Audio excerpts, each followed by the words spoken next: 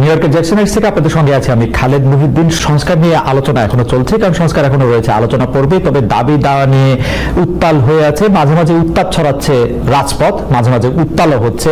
এসব নিয়ে কথা বলার জন্য, এসব দাবি দাওয়ার আসলে লক্ষ্য কতটা রাজনীতি, কতটা অধিকার আদায়ের রাজনীতি, এসব নিয়ে কথা বলার জন্য এখন আমাদের সঙ্গে আছে গণ অধিকার পরিষদের সভাপতি ও ডাকসুর সাবেক ভিপি জনাব নুরুল হক নূর। জনাব নুরুল হক নূর, আপনাকে আমাদের অনুষ্ঠানে স্বাগত জানাই। আপনিও আপনার অনেক ব্যস্ততার মধ্যে আমাদেরকে সময় দিয়েছেন, সেজন্য আমাদের শুভেচ্ছা ও কৃতজ্ঞতা জানবেন। আমাদের সাথে আরো থাকছেন বিএনপির আন্তর্জাতিক বিষয়ক সম্পাদক ব্যারিস্টার রুমিন ফারহানা। ব্যারিস্টার ফারহানা, আপনাকে আমাদের অনুষ্ঠানে স্বাগত জানাই। আপনি আমাদের সাথে যুক্ত হয়েছেন, সেজন্য আমাদের শুভেচ্ছা ও কৃতজ্ঞতা জানবেন। আমরা অনেকগুলি বিষয় নিয়ে আজকে কথা বলতে চাই, সেই জন্য ছোট ছোট করে কিছু প্রশ্ন একবারে করে ছোট ছোট করেও কিছু উত্তর দিতে চাই। প্রথমে আপনার নুরুল হক নূর, আপনার কাছে যেতে চাই। আপনাকে আমরা সম্প্রতি পটুয়াখালী ৩ আসনে রাজনৈতিক কর্মসূচি চালাতে গিয়ে স্থানীয় বিএনপির বাধার মুখে আপনি পড়েছেন।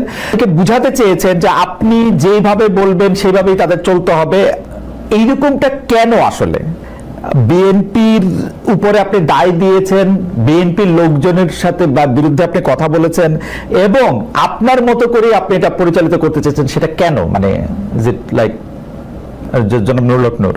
বিএনপির একজন স্থায়ী কমিটির সদস্যকে জানিয়েছিলাম যে এলাকায় এই পরিস্থিতি ঘটবে এবং হতাহতের পরিস্থিতি ঘটতে পারে, কাজে আপনারা তাকে থামান। আমি আমার এলাকায় প্রোগ্রাম করতে পারবো না, আওয়ামী লীগ আমলেও তো আমাকে এইভাবে বাধা দেয়নি। এমনকি ওই দিন সন্ধ্যায় চর বিশ্বাস, আমার নিজের ইউনিয়ন, সেখানে বাজারের পাশাপাশি দুটো মিটিং হচ্ছিল, বিএনপির একটা মিটিং, আমাদের দলের একটা মিটিং, সেখানে চেয়ার সরাসরি হয়েছে, হাতাহাতি হয়েছে। সেইটি একটা মিথ্যা বিভ্রান্তি ছড়িয়েছে যে বিএনপির অফিসে গণ অধিকার পরিষদের লোকেরা ভাঙচুর করেছে। এই অভিযোগ তুলে গলাচিপা 10 দিনের 2 উপজেলায় আমার 17টি অফিস ভাঙচুর করেছে, রামদা দিয়ে কুপিয়েছে, ব্যানার ফেস্টুন পোস্টার গুলো ছেড়েছে। আমি বিএনপির শীর্ষ নেতাদেরকে বলেছি আপনারা একটা নিরপেক্ষ তদন্ত করুন, কিন্তু দুঃখজনক এই গত কয়েকদিনও এখন পর্যন্ত একটা তদন্ত আমি দেখি নাই। আপনার কাছে কি কিঞ্চিত মনে হয় জনাব নূর, আপনার কাছে কি কিঞ্চিত মনে হয় যে আপনার প্রতি যে বিএনপির ভালোবাসা সেটা একটু কমেছে? হ্যাঁ, হতে পারে, কারণ ধরেন বিএনপি আওয়ামী লীগের মতো বড় দলগুলোতে আওয়ামী লীগের সময় দেখেছেন না, একদিকে নৌকা একজনকে দিয়েছে, আবার স্বতন্ত্র আরেকজনকে দামি ক্যান্ডিডেট দাঁড় করিয়ে দিয়েছে যে তুমি যদি জয়লাভ করে আসতে পারো তাহলে ঘরের ছিলাম না ওয়েলকাম। এখন একদিকে হ্যাঁ রাজনৈতিক মিত্রতার জায়গাতে হয়তো বিএনপি আমাকে এই আসনে তারা সহযোগিতা করার কথা বলেছে, আবার দিকে তাদের দলীয় ক্যান্ডিডেটও মাঠে নামিয়ে আমাকে একটা বেইজ্জতি করার জন্য, লাঞ্ছিত করার জন্য বা হামলা মামলা করার একটা পরিবেশ তৈরি করেছে। আমি যতদূর জানি এটা একটা লোকাল এখানে বড় ধরনের একটা গ্রুপ এবং কেন্দ্রীয় কেউ তাকে সাপোর্ট দিচ্ছে। তো এবং এটা বিএনপির, আমি এইটুকু বলবো, টপ লিডার থেকে শুরু করে সবাই জানে। তো গত বছরের সেপ্টেম্বর থেকে এই পরিস্থিতি চলছে, যেহেতু তারা তো কোনো পদক্ষেপ নেয় নাই, তাহলে তো অবশ্যই এটা বোঝাচ্ছে যে বিএনপির কোনো অংশের সিগন্যাল ওইদিকে আছে, এটা তো বাস্তব। এরকম মন্তব্য করছেন যে আপনি কখনো অন্তর্বর্তী সরকারের প্রশংসা করছেন, কখনো কঠোর সমালোচনা করেছেন, বিএনপির বিরুদ্ধেও আপনার অবস্থান এক এক সময় এক এক রকম হচ্ছে। সেটা কি আপনার রাজনৈতিক সুবিধাটাই এখানে আপনি প্রধান বিবেচনায় নিতেছেন?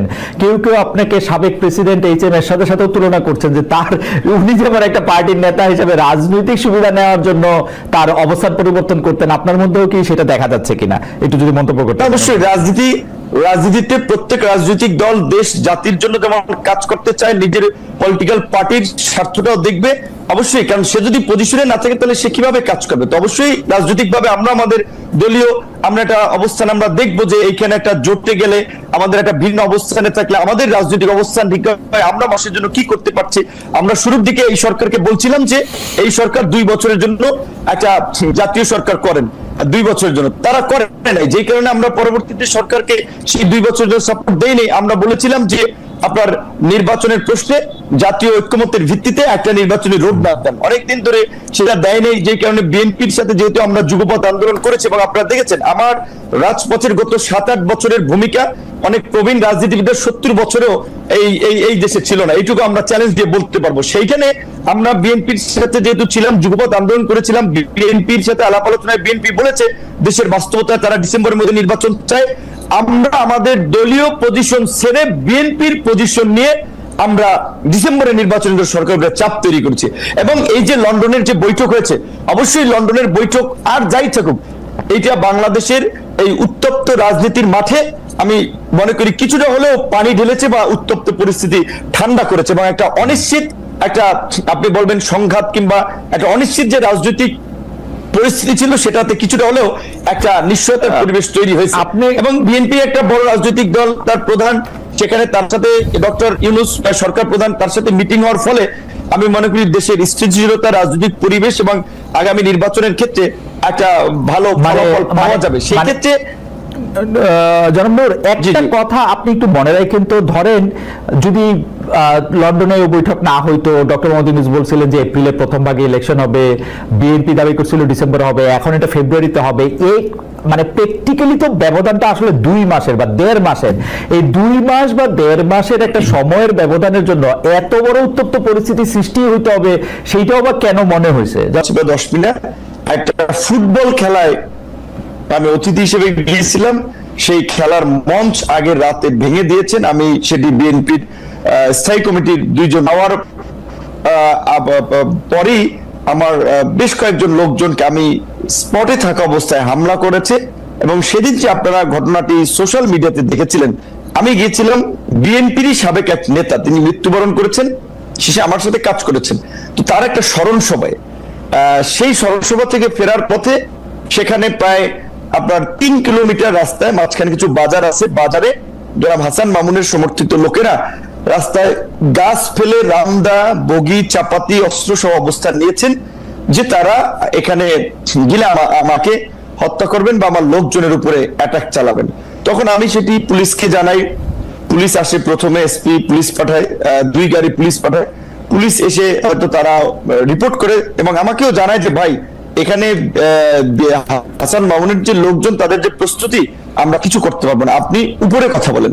তার মানে উপরে কথা হলো, ওসি বলছে, আমি বুঝছি তাহলে কি করতে হবে। আমি তখন পটুয়াখালীর সেনাবাহিনীর দায়িত্বে তাদেরকে জানালাম, তারাও 4 গাড়ি আসছে, পুলিশ 2 গাড়ি, সেনাবাহিনীর 4 গাড়ি, 6 গাড়ি আসার পরেও তারা আমার সাথে পার্সোনালি আলাপ করতেছিল, বলছে ভাই তাদের যে প্রস্তুতি, এখানে তারা রাস্তার পাশে ইট নিয়ে অবস্থান করছে, তাদের হাতে দেশীয় অস্ত্রশস্ত্র, আমরা এখানে কতজন লোক, আমরা এই আপনাকে এখান থেকে এই পথ দিয়ে নিয়ে যেতে পারবো না, আপনি বরঞ্চ অন্য পথ দিয়ে চলে যান। আমি বলছি কোথায় যাব? তারা বলছে আপনি উপজেলা শহরে যাবেন না, আপনি জেলা শহরে যান। বলছে আমার বাড়ি উপজেলায়, আমি কেন উপজেলা, এই জায়গাটুকু আমি কেন জেলাতে, এই জায়গাটুকু আমি যাই নাই, আমি এই জায়গাটুকু দেখতেছিলাম।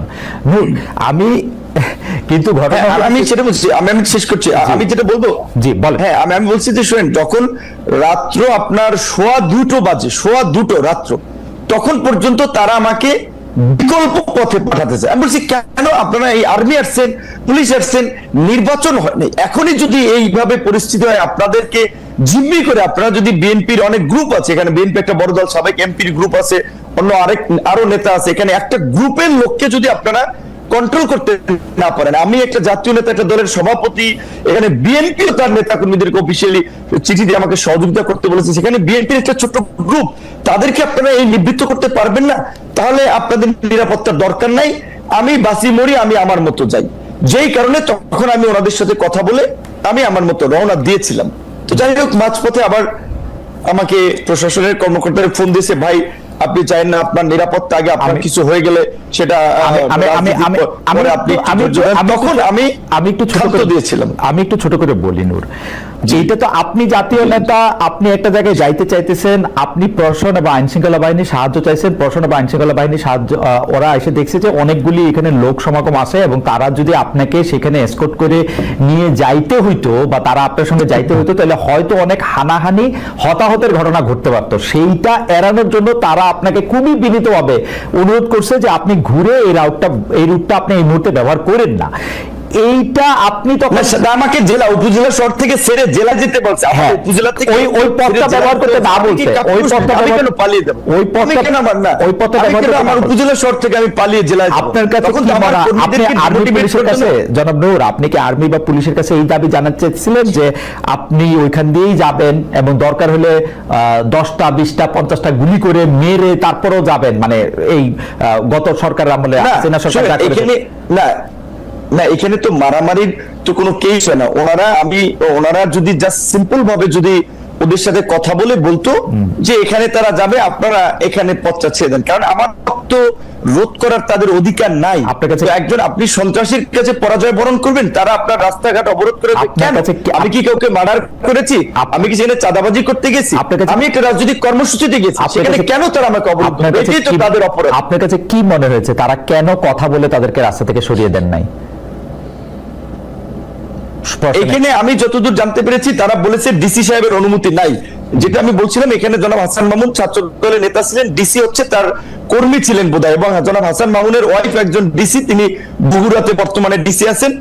তো তাদের কলিগ, সেই সুবাদে ডিসি সাহেব, আমি এর আগেও ঈদের সময়, গত ঈদের সময় আমি এটা এই তার মানে কমিটি হচ্ছে কাজ যে- করে তাদেরকে অভিযোগ করেছিলাম। আমি সার্কিট হাউসে ছিলাম, আমি একটু বলি, আমি সার্কিট হাউসে ছিলাম, আমার রুমের কথোপকথন গোপনে ভিডিও করে ডিসি হাসান মামুনের কাছে পাঠিয়েছি। ডিসি সাহেব অনুমতি না দেওয়ায় পুলিশ ওখান থেকে আমাকে, তারা উপজেলা শহর থেকে ছেড়ে আমাকে জেলা শহরে চলে যেতে এটা তো- বলছে। যে এলাকায় তখন একটা বার্তা চলাবে যে বিপিনুর পালিয়ে গিয়েছে বা হাসান মামুনের কর্মীরা তোপের মুখে এলাকায় থাকতে পারেনি। এটা তো- আমি এটা তো করতে পারি না, আমার একটা ব্যক্তিত্ব রাজনৈতিক অবস্থা আছে না। রাইট, এটা তো ভয়ঙ্কর অভিযোগ। মানে আপনি কি মনে করেন যে একজন একজন হ্যাঁ। একজন একজন মানে বর্তমানে যিনি চেয়ারে বসে আছেন, কর্মরত জেলা প্রশাসক আপনাকে সার্কিট হাউসের রুমে আপনার অজান্তে ভিডিও করে সেটি আবার আরেকজন রাজনীতিবিদের কাছে দিয়েছেন, এই অভিযোগ আপনি করছেন, তো ভয়াবহ অভিযোগ। কিন্তু আমার প্রশ্ন হচ্ছে যে আপনি কি এখনো মনে করেন যে এটা শুনেন, রেজওয়ানা আপা, আপনি আসিফ নজরুল স্যার, উপদেষ্টা আসিফ নজরুল, রেজওয়ানা, সালেউদ্দিন সাহেব, 3 উপদেষ্টা, জনপ্রশাসনের মোখলেস সাহেবকে আমি গত ঈদে, ক্যাবিনেট সেক্রেটারিকে, সবাইকে আমি অবহিত করেছি বিষয়টি।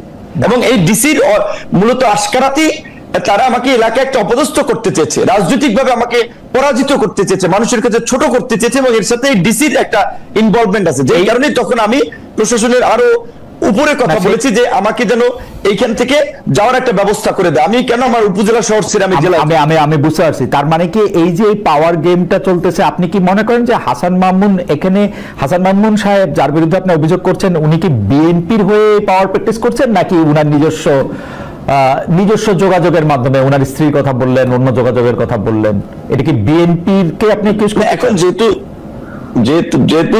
ধরেন, এটা আপনি জানেন, বিএনপি আওয়ামী লীগের মতো দলগুলোতে পদে থাকলে নেতার পিছিয়ে মৌমাছির চাকের মতো লোক থাকে, পদে না থাকলে 5 জন লোক তার পিছনে হাঁটে না। তো তিনি কেন্দ্রীয় নির্বাহী কমিটির সদস্য, সেই সুবাদে তিনি মনোনয়ন চান, এলাকায় একটা গ্রুপ তার পক্ষে আছে, তো স্বাভাবিকভাবে তিনি তার রাজনৈতিক পদবি ব্যবহার করি। এবং আমি আপনাকে এইটুকু বলি, এই ঘটনা ঘটবে এটা আমি যখন জানতে পারি, আমি দুপুরবেলা, আমি আপনার এখানে নাম না বললাম, নূর, আমরা আপনার কাছে পরে আয়শা একবারে শুনি এই ব্যাপারটা নিয়ে। আপনি আপনার মন্তব্য করেছেন আসলে কেন এটা হয়েছে। আমি অন্য একটা জায়গা থেকে একটা ব্যাপার আপনি বিশ্বাস করতে চাই। আপনি নিশ্চয়ই দেখেছেন যে এরকম কথাও হয়েছে যে লন্ডনে ডক্টর ইউনূস এবং জনাব তারেক রহমানের মধ্যে যে বৈঠক হয়েছে, এর একটা বড় কারণ হচ্ছে এই সরকারের নানা ব্যর্থতা, আমি বলবো না, কনফ্লিক্ট অফ ইন্টারেস্টের জায়গা থেকে সরকার অনেক কিছু করেছে যেটা আসলে সে পরে তারে এটা